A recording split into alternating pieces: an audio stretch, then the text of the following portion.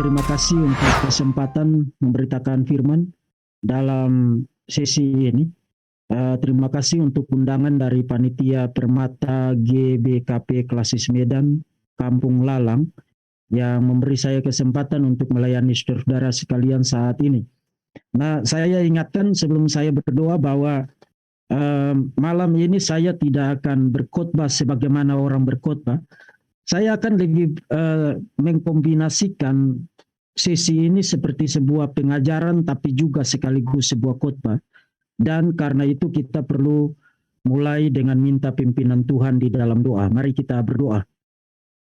Tuhan, kami bersyukur untuk semangat yang sangat luar biasa dari anak-anak muda ini. Kami bersyukur karena di tengah-tengah zaman di mana orang tidak mempedulikan Engkau, di mana orang berbondong-bondong untuk mengikuti kesenangan hati mereka dan menaruh hidup mereka di altar-altar berhala. Kami bersyukur ada anak-anak muda ini yang hatinya Tuhan boleh ubah dan Tuhan boleh mau pakai mereka untuk pemberitaan Injil dan pemberitaan firman Tuhan.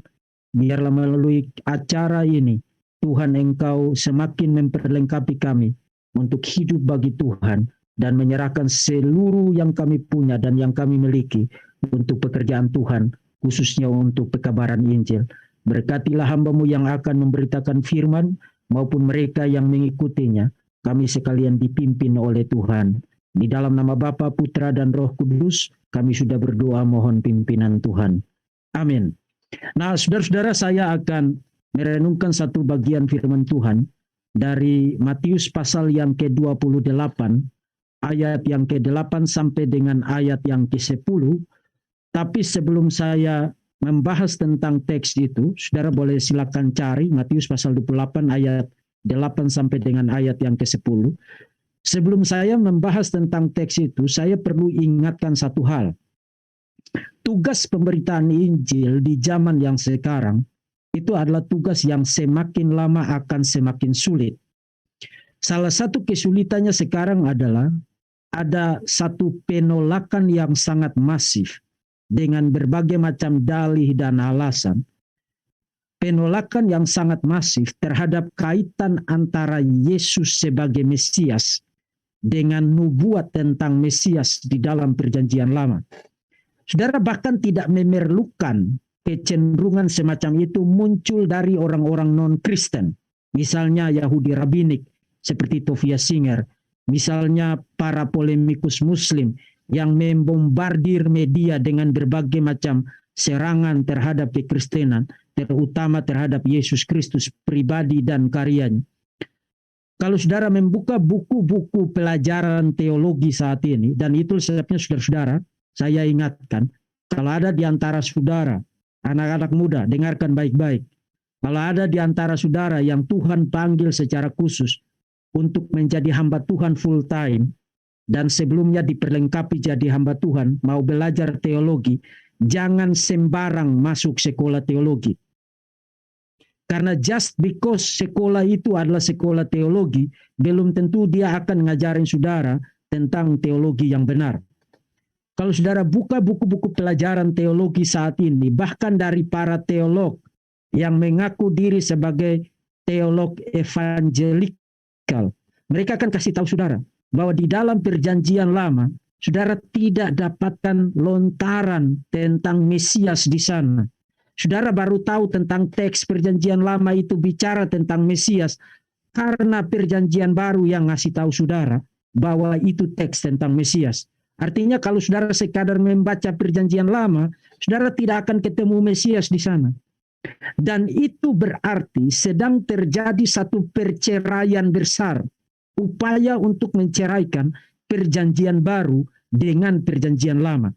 Begitu saudara menceraikan Perjanjian Baru dengan Perjanjian Lama, khususnya Yesus di dalam Perjanjian Baru, dengan janji atau nubuat atau prediksi tentang Yesus di dalam Perjanjian Lama, begitu saudara pisahkan itu, mendadak Injil yang saudara beritakan itu tidak ada dasarnya. Karena sekarang apa dasarnya saudara memanggil orang-orang kepada keselamatan?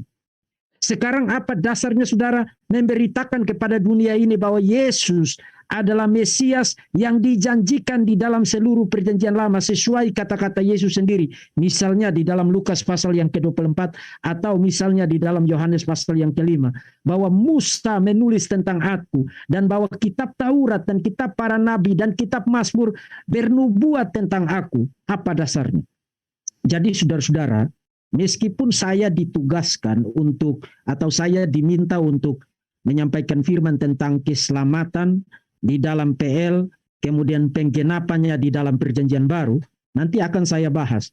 Tapi saya lebih memilih untuk memperlihatkan kepada saudara bahwa iman saudara, bahwa Yesus adalah Mesias yang menggenapi janji-janji di dalam seluruh perjanjian lama, adalah iman yang memiliki dasar yang kokoh. Dan karena itu, saudara memiliki satu fondasi teologis yang layak dan legitimate, yang sah untuk memberitakan Injil keselamatan itu kepada segala bangsa. Dan untuk tujuan itu, saya akan membaca bagi saudara dari Matius pasal 28 ayat yang ke-8 sampai dengan ayat yang ke-10.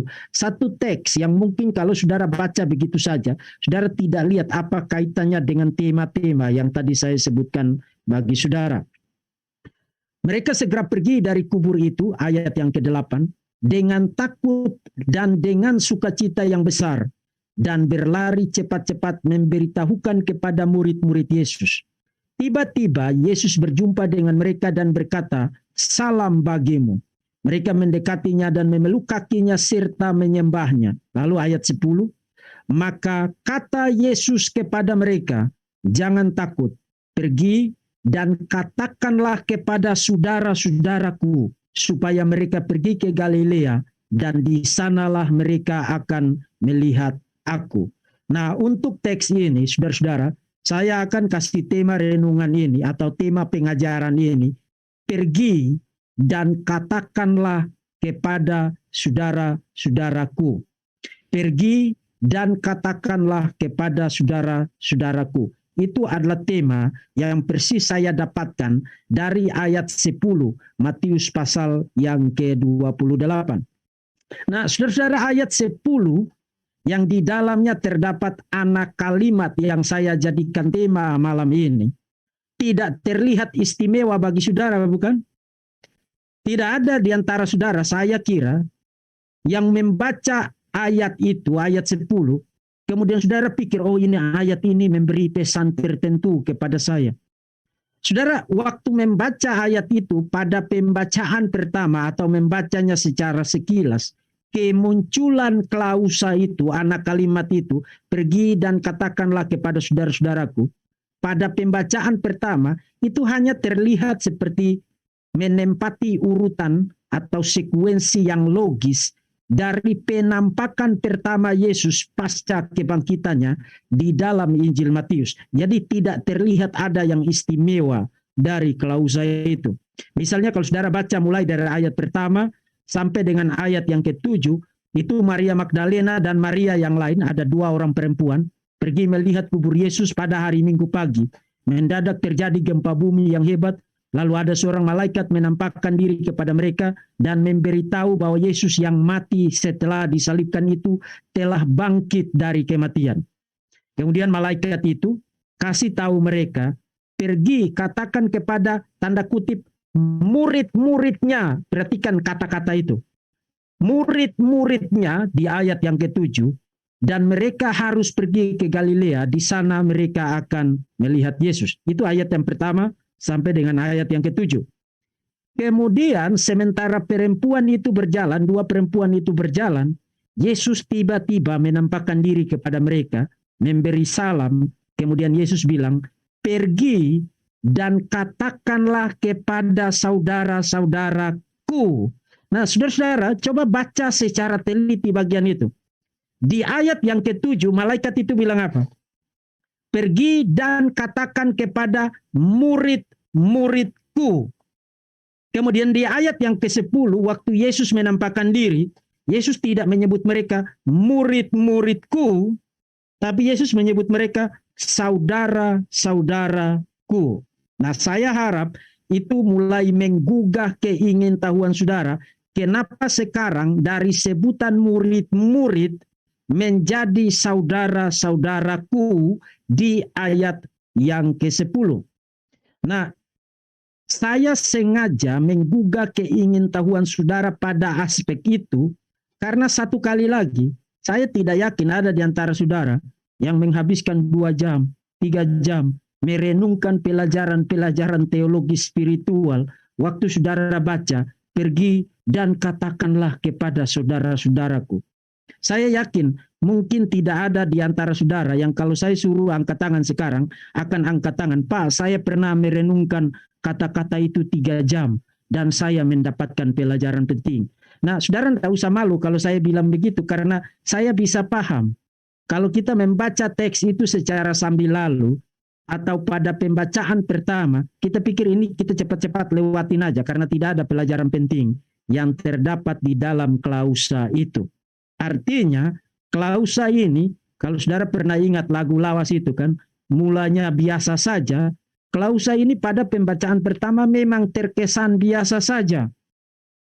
Tapi kalau saudara teliti baik-baik di dalam konteksnya, kemudian saudara lihat background-nya di dalam perjanjian lama, lalu saudara kembali ke situ, saudara akan lihat ini adalah satu klausa yang menghubungkan 2 peristiwa akbar di akhir dari kehidupan Yesus pada masa inkarnasinya, peristiwa penderitaan dan kematian, dan peristiwa kebangkitan, kemudian perintah untuk memberitakan Injil.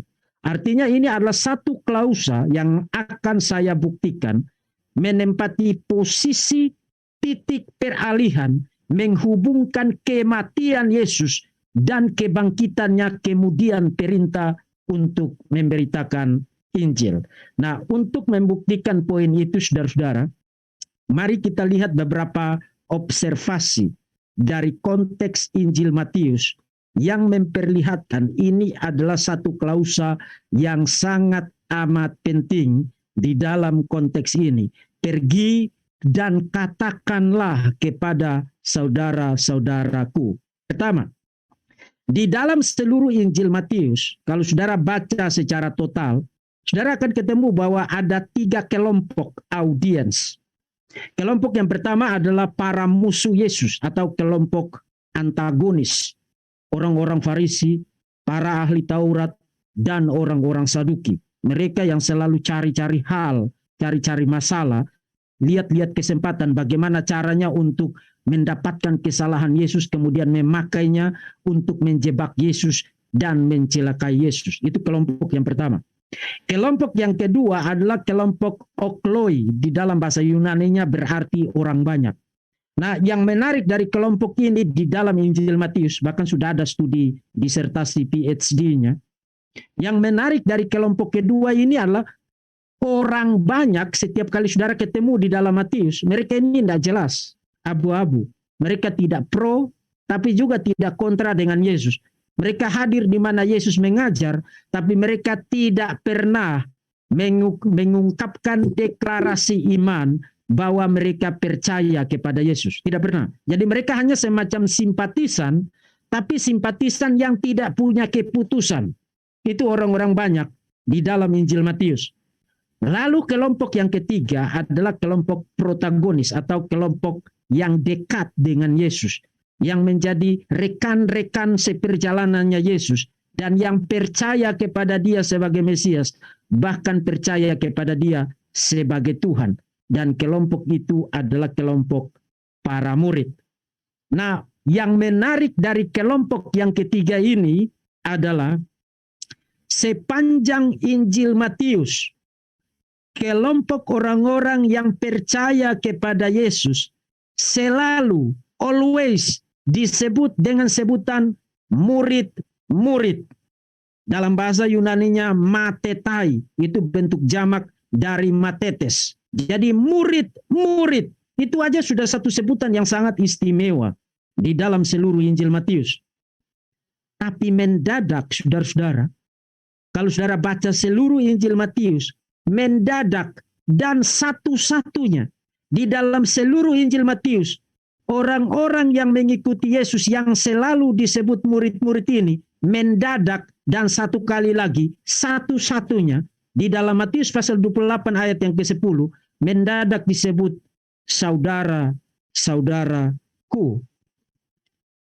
Artinya ini bukan sesuatu yang biasa di dalam Injil Matius. Nah, kalau saudara membaca satu literatur, kemudian mendadak atas satu perubahan yang aneh di dalam keseluruhan literatur itu harus menjadi alarm bagi saudara. Ini ada sesuatu yang big, ini ada sesuatu yang besar, yang sedang ingin dikasih tahu oleh penulisnya melalui perubahan tidak normal ini mendekati akhir dari Injil Matius. Mendadak para pengikut Yesus disebut dengan sebutan saudara-saudaraku. Kalau saudara tidak percaya, saudara silakan searching sekarang di internet atau di Bible Word. Sebutan saudara-saudaraku di dalam Injil Matius satu-satunya muncul di sini digunakan untuk para murid Yesus, dan hanya satu kali di dalam seluruh Injil ini. Maka pertanyaannya adalah, dari mana Matius dapat latar belakang ide itu, dan untuk tujuan apa mendadak dia mengubah sebutan itu dari murid-murid menjadi saudara-saudaraku? Nah, simpan dulu keingintahuan saudara untuk jawabannya, karena kita perlu berpindah kepada observasi yang kedua. Observasi yang kedua, konteks paling dekat dari Matius pasal 28 ayat 10 adalah Matius pasal 27. Itu konteksnya bicara tentang penderitaan, kemudian prosesi penyaliban, kemudian Yesus disalibkan, kemudian Yesus mati melalui penyaliban. Kemudian kalau saudara baca di Matius pasal 27, ayat yang ke-45, ayat yang ke-46, Yesus mengutip dari Mazmur pasal 22, ayat yang kedua. Eli, Eli lama sabaktani, yang berarti Allahku, Allahku, mengapa engkau meninggalkan aku? Saudara tahu pasti itu adalah kutipan dari Mazmur 22 ayat yang kedua. Nah, kaitannya dengan Matius 28 ayat 10 mendorong kita untuk bertanya begini. Oke, sekarang di pasal 27 itu Mazmur kunci yang terus-menerus melatar belakangi seluruh detail penderitaan, penyaliban, dan kematian Yesus. Mazmur kunci itu adalah Mazmur 22. Maka pertanyaannya sekarang adalah, apa hubungan Mazmur 22 dengan Matius pasal 28 ayat 10, di mana Yesus menyebut para muridnya untuk satu-satunya di dalam Injil Matius dengan sebutan saudara-saudaraku. Kemudian setelah itu, saudara tahu teks yang terkenal, perintah untuk menjadikan segala bangsa muridku, yang kita sebut dengan amanat agung. Artinya di dalam konteks ini, saudara tidak boleh tidak mengajukan pertanyaan ini. Kenapa Mazmur pasal 22 menjadi Mazmur kunci? Kemudian kenapa Matius pasal 28 ayat 10 mendadak sebutan satu-satunya untuk para pengikut Yesus menjadi saudara-saudaraku, lalu diikuti dengan perintah untuk memberitakan Injil kepada segala bangsa. Nah, kita akan kembali kepada Injil Matius, tapi sekarang kita perlu pergi ke Mazmur pasal yang ke-22 yang menjadi Mazmur kunci di dalam Matius pasal 27, Matius pasal yang ke-28. Nah, sebelum saya bahas tentang isi dari Mazmur pasal 22, saudara-saudara, saya perlu ingatkan begini. Hari ini, seperti di introduksi saya, terdapat banyak sekali upaya mencegah kita membaca Mazmur 22 sebagai Mazmur mesianik. Hari ini bukan hanya dari kelompok orang-orang non-Kristen seperti Rabbinic Judaism, seperti Rabbi Tovia Singer, tapi juga bahkan para sarjana yang evangelikal mengatakan Mazmur 22 itu bukan Mazmur mesianik. Salah satu alasannya saudara tahu kenapa? Sangat sederhana. Karena Mazmur 22 itu lagu. Lagu yang dinyanyikan dengan diiringi musik. Pertanyaan, lagu yang dinyanyikan dengan diiringi musik kok adalah nubuat tentang Mesias. Jadi keberatannya sangat sederhana sekali. Tapi kalau saudara cermati baik-baik, iya juga ya. Lagu yang diiringi dengannya musik, kok bisa disebut sebagai sebuah nubuat mesianik. Nah, jawaban untuk keberatan itu, saudara-saudara, adalah jawaban yang sebenarnya sangat gampang. Saudara tinggal baca seluruh perjanjian lama. Kalau saudara baca seluruh perjanjian lama, mayoritas nubuat itu dikaitkan dengan musik. Satu kali lagi, mungkin ini pertama kali saudara dengar. Mayoritas nubuat dikaitkan dengan penggunaan musik. Saya kasih beberapa contoh.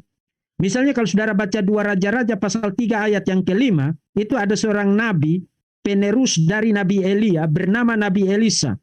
Dan dikatakan, waktu Nabi Elisa mau bernubuat, yang dia minta itu apa? Dia tidak minta pulpen dan kertas. Yang dia minta adalah, jemputlah bagiku seorang pemetik kecapi. Dan pada waktu pemetik kecapi itu bermain kecapi, maka kekuasaan Tuhan meliputi dia.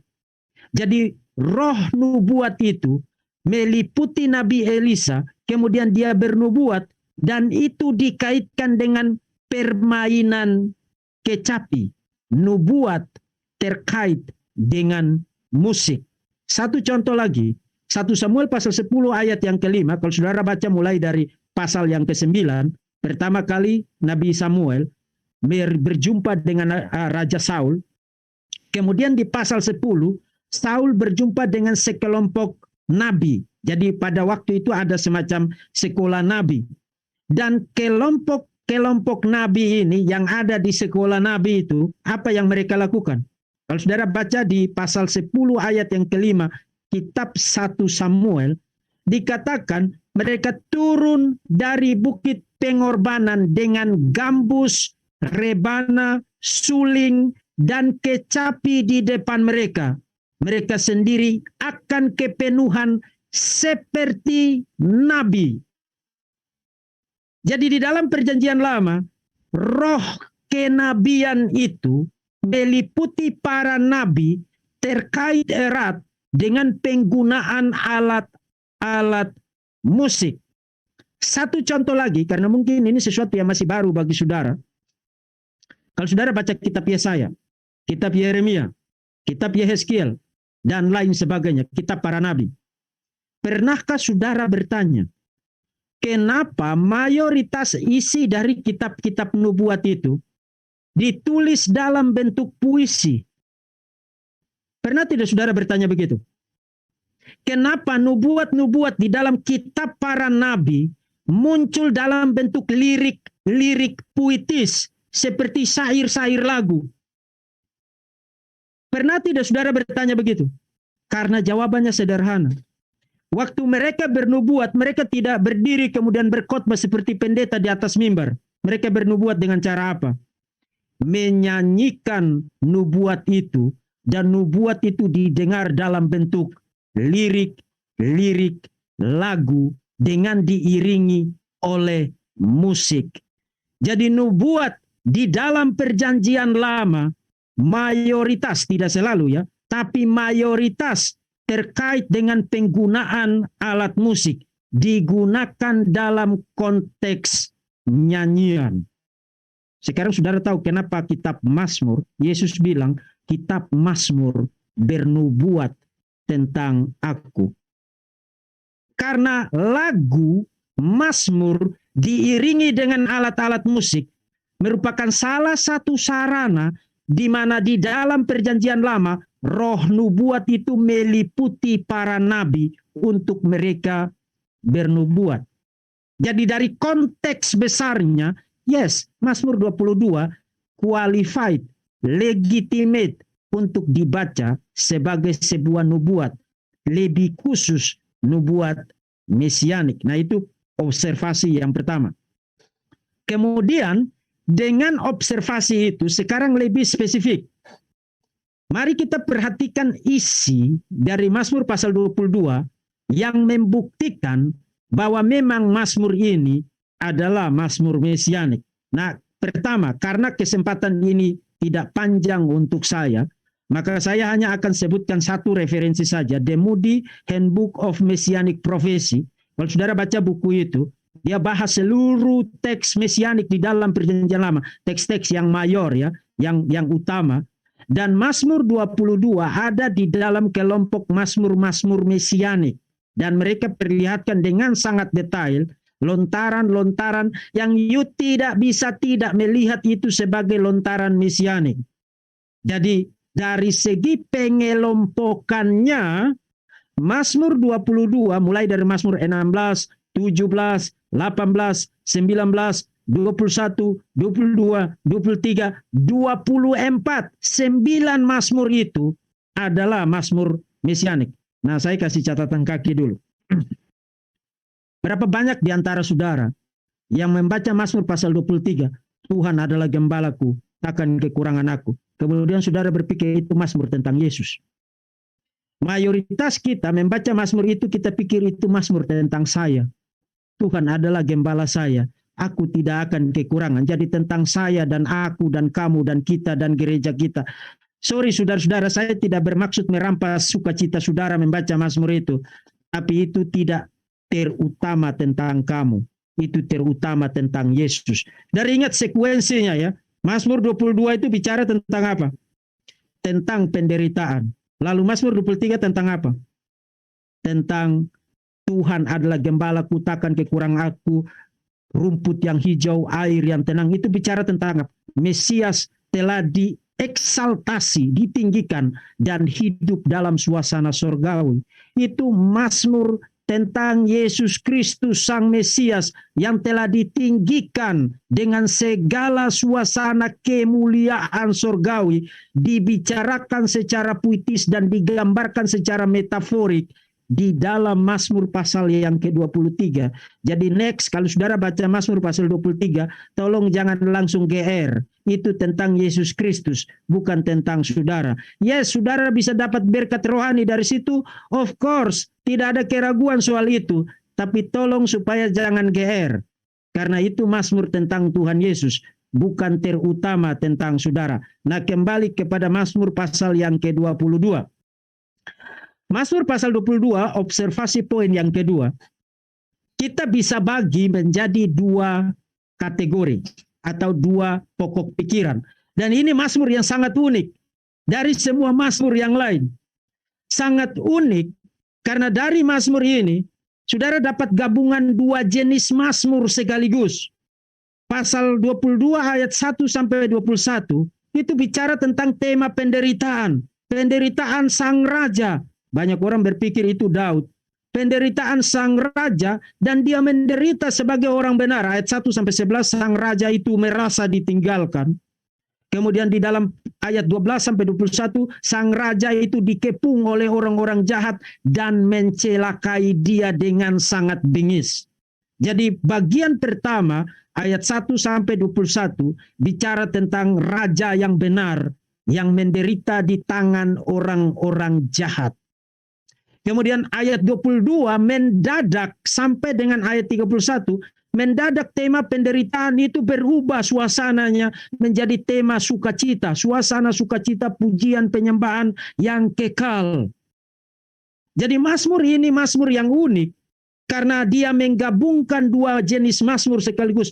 Mazmur lamentation, Mazmur ratapan penderitaan raja yang benar, dan digabungkan dengan Mazmur pujian. Praise Psalm, Mazmur pujian, suasana yang sangat gempita, suasana kemenangan, victory.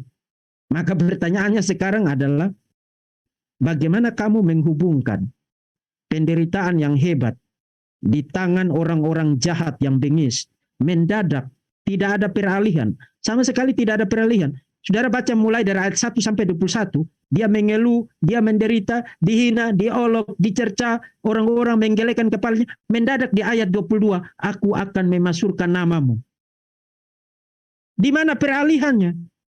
Apa yang menghubungkan dua suasana yang sangat kontras seperti langit dan bumi, seperti surga dan neraka itu? Di ayat 1 sampai 21 dia bicara tentang penderitaan seperti di neraka. Lalu mendadak di ayat 22 sampai 31 dia bicara seperti kumpulan orang-orang, kalau pinjam language dari kitab Wahyu, kumpulan orang-orang dari segala suku bangsa, mereka memuji Tuhan siang dan malam. Di mana peralihannya di dalam Mazmur itu. Nah, kita perlu berpindah kepada observasi yang ketiga. Nanti kita akan hubungkan satu persatu. Dari segi kandungan isinya, saya akan sorot beberapa elemen supaya saudara lihat runtut dari suasana itu sampai kepada klimaksnya di dalam suasana sukacita penyembahan yang tadi. Kalau saudara baca mulai dari ayat yang kedua, saudara dapati raja itu dalam satu suasana kesusahan yang sangat besar. Dan di dalam suasana kesusahan yang besar itu, dia merasa dibiarkan sendirian menanggung situasi mengerikan itu. Dan dia tidak ada salahnya. Dan di dalam situasi itu, dia berteriak, Allahku, Allahku, mengapa engkau meninggalkan aku? Saudara ingat, ini kata-kata yang persis dikutip oleh Yesus di atas kayu salib itu. Allahku, Allahku, mengapa engkau meninggalkan aku? Di Matius pasal 27. Kemudian, waktu saudara baca lagi sampai di ayat 6 dan ayat yang ke-7. Ia dicela, dihina, diolok. Semua yang melihatnya menggelengkan kepala. Saudara ingat language itu. Mereka bukan hanya menghina dan mengolok dia, tapi menggelengkan kepala. Kemudian mereka bilang begini, ia menyerah kepada Tuhan. Biarlah dia yang meluputkanlah. Biarlah dia yang melepaskannya. Bukankah dia berkenan kepadanya? Artinya mereka bilang begini, orang ini percaya kepada Tuhan. Jadi mari kita lihat apakah Tuhan sanggup menolong dia atau tidak. Dan bukankah hal yang sama yang saudara dapatkan di dalam Injil Matius? Kalau saudara baca pasal 27 ayat 39, orang-orang yang lewat di sana menghujat dia sambil menggelengkan kepala. Saudara ingat di Mazmur pasal 22, semua yang melihatnya menggelengkan kepala. Saudara pikir itu sesuatu yang kebetulan? Kemudian ayat 40 sampai dengan ayat yang ke-43, kalau saudara baca kata-kata mereka, persis menggemakan apa yang dicatat di dalam Mazmur pasal 22 ayat 6 dan ayat yang ke-7. Lalu kita pindah lagi di ayat yang ke-16. Dikatakan sebab anjing-anjing mengerumuni aku, gerombolan penjahat mengepung aku, mereka menusuk tangan dan kakiku. Ini mengikuti terjemahan Septuaginta yang dikonfirmasi di dalam Dead Sea Scrolls. Kalau saudara baca di dalam Masoretic Text, mereka kasih vowels, kasih vokalisasi yang kalau you terjemahkan seperti singa pada tangan dan kakiku. Menjadi nonsense. Ekspresi ini tentu tidak bisa tidak mengingatkan saudara bagaimana Yesus disalibkan, bukan? Tangan dan kakinya dipaku. Kemudian ayat 18, mereka membagi-bagikan pakaianku di antara mereka dan mereka membuang undi atas jubahku. Pertanyaan saya itu begini. Kenapa pakaiannya itu diundi? Kenapa dalam konteks itu pakaiannya diundi? Kalau saudara baca Mazmur itu, di dalam seluruh Mazmur itu, kenapa pertanyaan itu penting? Di dalam seluruh Mazmur itu, saudara tidak dapat keterangan eksplisit dikatakan bahwa orang benar yang menderita itu kemudian mati karena penderitaan itu. Saudara tidak dapat di dalam Mazmur itu. Tapi pertanyaan saya itu begini. Di ayat 18. Kenapa pakaiannya harus diundi? Ya jawabannya sangat obvious, sangat jelas. Pakaiannya diundi karena dia tidak butuh pakaian itu lagi. Kenapa dia tidak butuh pakaian itu lagi? Ya karena dia sudah mati.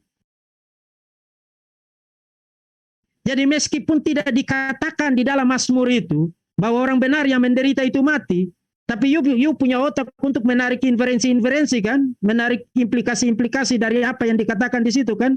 Kenapa mereka membuang undi untuk pakaiannya? Ya karena orangnya sudah mati, jadi pakaiannya tidak dibutuhkan untuk dia lagi. Mereka membuang undi untuk jubahku.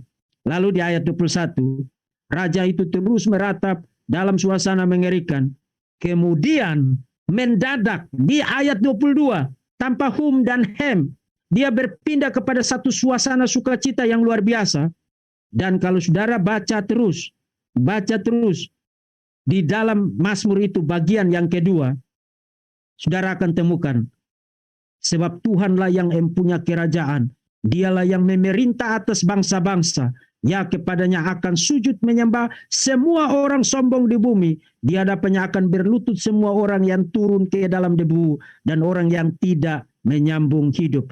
Anak-anak cucu akan beribadat kepadanya dan akan menceritakan tentang Tuhan kepada angkatan yang datang. Mereka akan memberitakan keadilannya kepada bangsa yang akan lahir nanti, sebab ia telah melakukannya. Jadi mendadak dia pindah kepada satu pujian, segenap suku bangsa itu memuji Tuhan. Dan itu mengingatkan saudara kepada janji yang Tuhan berikan kepada Abraham. Melalui keturunanmu, segala suku bangsa akan mendapatkan berkat. Maka pertanyaannya itu begini. Bagaimana saudara menghubungkan penderitaan itu dengan perubahan situasi mendadak dari menderita setengah mati sampai mati malah, mendadak ada suasana kemenangan, suasana pujian, suasana penyembahan dari segala suku bangsa kepada Yahweh. Bagaimana saudara hubungkan itu? Bagaimana saudara hubungkan itu? Saudara menghubungkan itu dengan membaca Mazmur pasal 22 ayat yang ke-22. Perhatikan di Mazmur pasal 22 ayat 22. Aku akan memasurkan namamu kepada saudara-saudaraku. Jadi Mazmur pasal 22 di dalam konteks itu menghubungkan penderitaan dan kematian orang benar yang menderita dan mati itu, menghubungkannya dengan suasana pujian, kemenangan, segala suku bangsa menyembah Yahweh, memuji Yahweh. Hubungannya ada di mana? Hubungannya ada di ayat yang ke-22. Aku akan memasurkan namamu kepada saudara-saudaraku dan memuji engkau di tengah-tengah jemaah. Nah, kalau saudara belum lihat kok hubungannya ada di ayat 22, sekarang kita kembali ke Matius pasal 28. Karena sekarang saudara tidak mungkin tidak akan lihat hubungan itu. Perhatikan sejak pasal 27, Mazmur 22 itu menjadi semacam Mazmur kunci tentang detail-detail penderitaan Yesus, penyaliban Yesus, dan kematian Yesus. Itu menjadi Mazmur kunci. Artinya pasal 27 itu mewakili bagian pertama dari Mazmur pasal 22 ayat 1 sampai dengan ayat yang ke-21. Tentang penderitaan raja yang benar itu. Dan di dalam konteks itu pasca kebangkitannya, Yesus bilang apa kepada para muridnya? Pergilah dan katakanlah kepada saudara-saudaraku. Saudara ingat di Mazmur pasal 22 dikatakan apa? Aku akan memasurkan namamu kepada saudara-saudaraku. Yesus tidak mendadak mengubah sebutan itu just because lebih baik saya sebut kamu saudara aja. No. Sebutan itu dimaksudkan untuk menolong saudara melihat apa hubungan kematian, penderitaan, kematian ini dengan perintah untuk memberitakan Injil kepada segala bangsa. Apa hubungannya sekarang? Aku akan memasurkan namamu kepada saudara-saudaraku. Yesus bilang, pergi dan katakan kepada saudara-saudaraku. Dan persis seperti di Mazmur 22, persis setelah ayat 22 di mana aku akan memasurkan namamu kepada saudara-saudaraku, lalu diikuti dengan pujian penyembahan dari segala suku bangsa memuji nama Yahweh. Persis seperti urutan itu. Setelah Yesus bilang, pergi katakanlah kepada saudara-saudaraku. Yesus bilang, pergilah, jadikanlah segala bangsa muridku. Baptislah mereka dalam nama Bapa dan Anak dan Roh Kudus. Dan ajarlah mereka melakukan segala sesuatu yang telah kuperintahkan kepadamu. Dengan kata lain, pergilah dan katakanlah kepada saudara-saudaraku. Menempati posisi krusial, menghubungkan penderitaan raja yang benar itu dengan pujian segala bangsa. Kenapa segala bangsa itu mendadak memuji dan menyembah Tuhan? Karena saudara-saudaraku memasyurkan namanya Dan di dalam Injil Matius, Matius pick up elemen peralihan itu, menggunakan language itu, menghubungkan kematian dan kebangkitan Yesus dengan perintah menjadikan segala bangsa muridnya. Titik peralihannya ada pada kata-kata Yesus itu, pergi dan katakanlah kepada saudara-saudaraku. Artinya, Matius tidak mengutip Mazmur 22 itu secara sembarangan. Dia melakukan eksegesis yang sangat serius. Itu ada di sana. Elemen itu ada di sana. Kemudian dia mengambil elemen-elemen eksegetikal dari Mazmur 22. Menghubungkan penderitaan dan kematian Yesus dengan kebangkitan dan amanat agung. Titik hubungannya itu ada di mana? Pergilah dan katakanlah kepada saudara-saudaraku. Persis seperti di Mazmur pasal 22. Menghubungkan penderitaan dengan pujian penyembahan dari segala suku bangsa. Mazmur 22 ayat 22 mengatakan, aku akan memasukkan namamu kepada saudara-saudaraku. Nah, saudara-saudara, dalam konteks itu, satu kali lagi, pergilah dan katakanlah kepada saudara-saudaraku, menempati posisi yang sangat penting.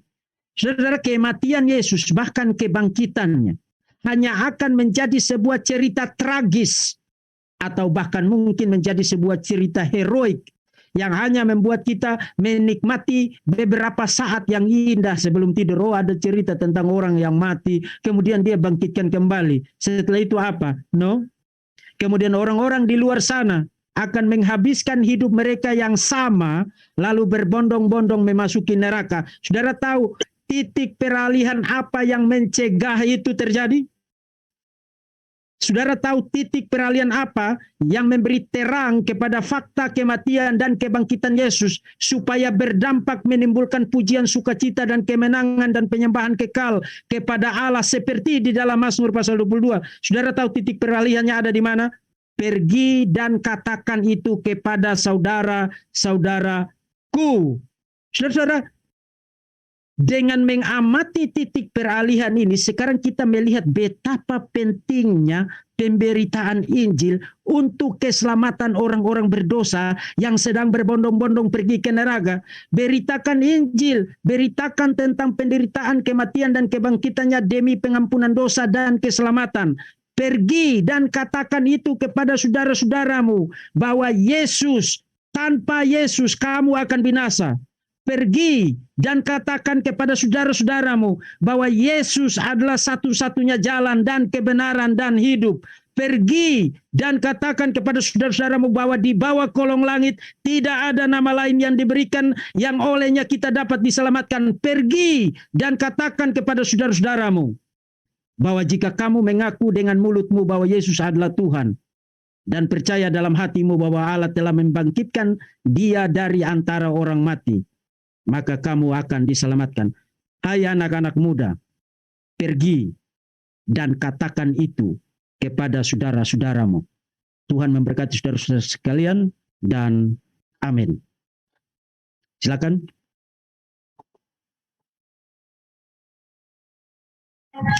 Oke, teman-teman boleh direspon apakah suara aku jelas? Jelas Bang. Teman-teman minta maaf karena moderatornya sedang gangguan jaringan jadi pemilihan ini. Oke Pak Deki, terima kasih banyak Pak atas materi yang Bapak sudah berikan. Mari silakan emailnya bisa Bapak penuhi.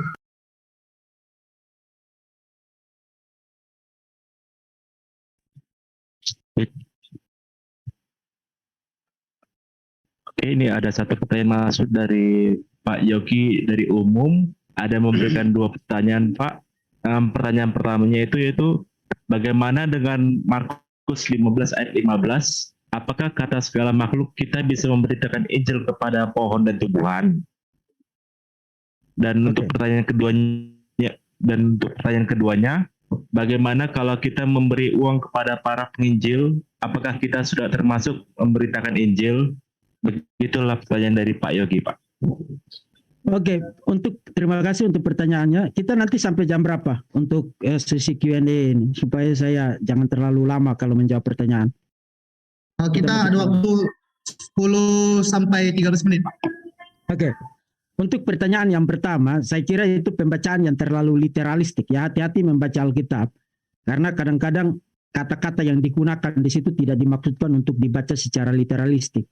Kan waktu kita membaca kata-kata begitu kita udah punya semacam common sense ya. Bahwa tidak mungkin kita memberitakan Injil kepada batu, kepada kambing, kepada kerbau. Ya kalau kadrun-kadrun boleh. Karena bagaimanapun juga mereka tetap manusia. Tapi kalau yang pohon-pohon ya pasti kita tidak beritakan Injil kepada mereka. Itu common sense aja ya. Jadi itu pembacaan yang terlalu literalistik. Yang dimaksudkan di situ adalah memberitakan Injil kepada semua orang. Ya.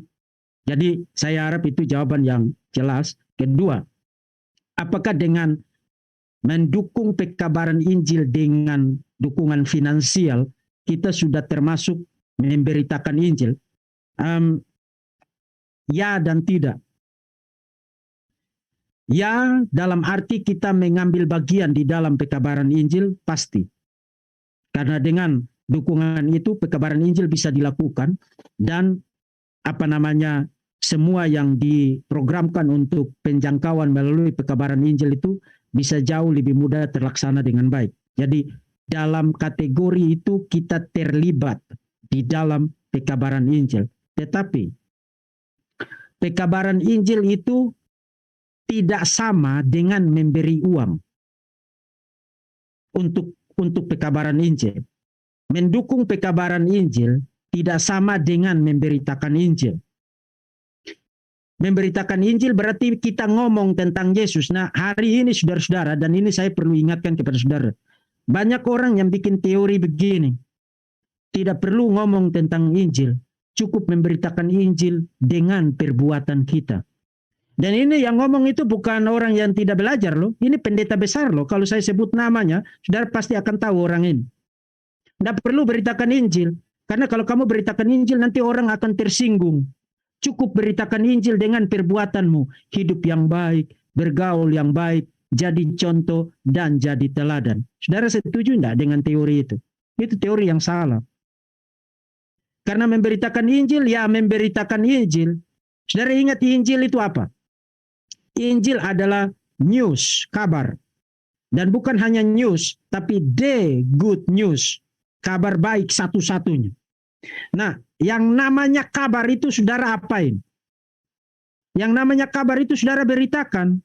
Sama seperti begini. Saudara tidak mungkin pergi kepada kantor berita pagi, misalnya di SCTV atau di TV One. Orang yang bertugas membaca berita pagi, kemudian saudara kasih tahu kepada reporternya atau kasih tahu kepada wartawannya, tolong baca berita itu. Jika perlu gunakan kata-kata, cukup baca berita itu dengan hidupmu. Nah, waktu saudara ngomong begitu, dia tidak akan puji saudara. Dia akan segera telepon rumah sakit jiwa, Pak, tolong ada satu pasien yang lepas nyasar ke sini. Di dalam seluruh Alkitab, Injil itu selalu dikaitkan dengan, di dalam seluruh Perjanjian Baru ya, kalau saudara ketik saja di Bible Work itu, memberitakan Injil, selalu dikaitkan dengan apa? Dikaitkan dengan khotbah, dan dikaitkan dengan pekabaran Injil, dengan teaching, dengan pengajaran. Jadi you harus ngomong tentang itu. Nah, saya khawatir, kenapa orang tidak mau memberitakan Injil, kemudian bikin teori, mari kita memberitakan Injil dengan perbuatan kita. Saya khawatir mereka bukan karena teori itu maka mereka tidak mau ngomong Injil. Mereka bikin teori begitu karena mereka pengecut. Hei, dengar, kamu orang Kristen. Kalau kamu pengecut, tidak berani memberitakan Injil, jangan bikin teori aneh. Kamu ngomong begitu bukan karena teori itu. Kamu ngomong begitu karena kamu pengecut. Kamu orang Kristen telah dibeli dengan harga yang mahal oleh Tuhan Yesus Kristus. Anak tunggal Allah menjadi manusia, hidup dalam segala keterbatasan, penderitaan, dihina, diolok, dipaku, dipukul, ditempeleng, diludahi, naik ke atas salib itu. Saudara pikir itu untuk siapa? Karena surga itu sepi kalau saudara tidak ada di sana? Atau karena lonely banget bisnis ketuhanan ini, kalau mereka tidak masuk surga, nanti kita sendirian di sini, tidak rame kali hidup ini. No, Tuhan tidak butuh saudara. Tapi karena kasih-Nya yang besar, maka Bapa mengutus anak tunggalnya datang ke dalam dunia, mati secara terhina dan bangkit pada hari yang ketiga, supaya barang siapa yang percaya kepadanya tidak binasa melainkan beroleh hidup yang kekal. Bagaimana mereka menjadi percaya dan tidak binasa kalau saudara tidak memberitakan Injil? Jadi saudara-saudara, dukung sekuat dan semampu saudara untuk pekabaran Injil dengan uang saudara, yes. Tapi saudara juga harus memberitakan Injil dengan mulut saudara. Ngasih tahu Yesus, ngasih tahu orang itu. Makanya tadi saya bilang apa? Pergi dan katakan kepada saudara-saudaramu, Yesus satu-satunya Tuhan yang menjadi manusia. Yesus satu-satunya juru selamat. Yesus satu-satunya jalan ke surga. Di luar daripada Yesus kamu pasti masuk neraka. Kasih tahu mereka begitu. Kasih tahu mereka begitu. Karena Tuhan Yesus bilang, aku menyertai kamu senantiasa sampai kepada akhir zaman. Oke, saudara-saudara. Maaf saya khotbah lagi. Oke, terima kasih buat jawabannya Pak Diki. Mungkin kita ada mungkin 1 atau 2 pertanyaan lagi ya. Langsung aja Ya. dari yang present. Kak Gita, langsung Kak. Boleh open cam, bertanya. Ya. Oke, Pak, saya mau bertanya. Saya ada 2 pertanyaan. Yang pertama, saya ini Pak baru mau mulai baca Alkitab, tapi awalnya saya dari perjanjian lama Pak. Cuman di perjanjian lama masih bolong-bolong gitu. Terus saya mulai lagi dari perjanjian baru. Mungkin Pak ada juga yang merasa seperti saya, ketika membaca perjanjian baru, saya lebih mudah mengerti gitu Pak. Ternyata tadi Bapak sudah menjelaskan, perjanjian lama ada syair-syair, begitu ya. Tetapi banyak nubuat-nubuat yang berkaitan, bahkan tentang Yesus Kristus sendiri. Kemudian ketika saya membaca perjanjian baru, saya teringat gitu kan Pak. Mungkin nanti boleh dijelaskan. Apakah kisah Yesus menunggangi keledai dan dielulukan di Yerusalem pada Matius 21 ayat 1 sampai 9, kemudian Lukas 19 ayat 28 sampai 38, Yohanes 12 ayat 12 sampai 15, itu sudah dinubuatkan dalam Zakaria 9 ayat 9.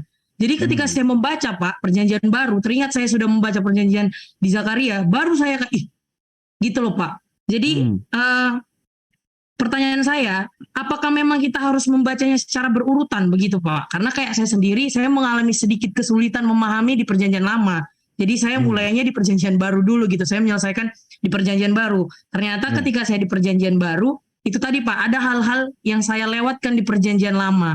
Itu gimana ya Pak menanggapi tentang hal tersebut? Kemudian yang kedua, Pak, kan sering sekali orang bilang ketika kita sudah meninggal atau siapapun orang yang sudah meninggal, dia sudah tenang bersama dengan Yesus. Apakah memang ketika kita meninggal, kita langsung ketemu sama Tuhan Yesus atau ya kemana kita Pak gitu? Gimana kita beristirahatkah atau bagaimanakah gitu Pak? Ini sering sekali apa ya Pak? Saya mendengar simpang siur tentang ini. Boleh Pak dibantu jawab? Terima kasih. Oke, terima kasih. Pertanyaan pertama, apakah kita perlu mulai dari PL baru ke PB, jadi urutannya duluan, atau kita bisa mulai dari perjanjian baru? Kalau saudara baru bertobat atau baru pertama kali atau baru saja ingin membaca Alkitab secara serius dan secara teratur, saya rekomendasikan mulai dari perjanjian baru, terutama mulai dari Injil Yohanes. Selesaikan Injil Yohanes. Setelah selesai Injil Yohanes, selesaikan Injil-Injil sinoptik. Setelah selesaikan Injil-Injil sinoptik, maksudnya Injil sinoptik itu Matius, Markus, dan Lukas, yaitu istilah teknis untuk 3 Injil itu. Sinoptik berarti melihat bersama-sama, karena ada banyak materi yang sama di dalam ketiga Injil itu. Setelah selesaikan keempat Injil itu, pindah ke Kisah Para Rasul, setelah itu surat-surat Paulus. Setelah itu saudara boleh selesaikan sampai dengan surat Ibrani dan seterusnya. Baru saudara mencari panduan, apakah dari buku-buku pengantar atau apa, untuk melihat bagaimana teks ini kaitannya dengan perjanjian lama. Nah, setelah saudara sudah punya pemahaman tentang hubungan yang kuat antara perjanjian baru dan perjanjian lama, baru saudara lakukan pembacaan ulang. Nah, pembacaan ulang itu boleh mulai dari perjanjian lama. Karena sekarang saudara mulai akan lihat hubungannya itu akan menjadi sangat kuat terasa. Sama seperti begini. Nah, saya tidak bilang bahwa Alkitab itu cerita detektif ya. Bukan. Tapi ini hanya ilustrasi aja. Kalau saudara baca buku novel tentang cerita detektif, antara bagian yang satu bagian yang saudara akan bingung. Ini ketemunya di mana, ketemunya di mana. Tapi coba saudara mulai baca dari bab terakhirnya. Kemudian saudara baca dari awal lagi. Oh, ternyata ini begini karena ini begini. Jadi membaca dari belakang, reading backwards. Membaca dari belakang. Ya, jadi itu hanya saran aja supaya lebih mudah ya. Dan by the way, tentang nubuat-nubuat Yesus itu, lebih dari 300 kali, 365 kali ada nubuat langsung di dalam perjanjian lama yang semuanya digenapi oleh Yesus. Nah, bagi saudara-saudara yang suka dengan sains, kalau saudara tahu tentang prinsip probabilitas ya, itu adalah sesuatu yang impossible untuk digenapi kalau itu tidak sifatnya supernatural. Karena 365 nubuat digenapi oleh satu orang itu impossible. Itu impossible. Sama seperti saudara lempar satu koin, sama seperti ada satu koin yang saudara tandai, kemudian saudara tumpuk koin-koin yang lain setinggi bangunan 16 lantai di kota Jakarta.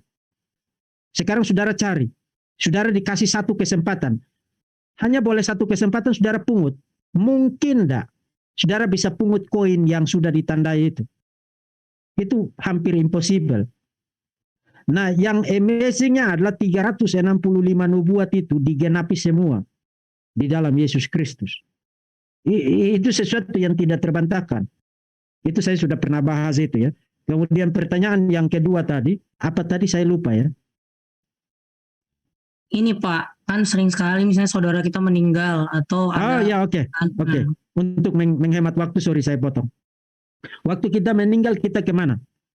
Waktu kita meninggal kita langsung masuk surga.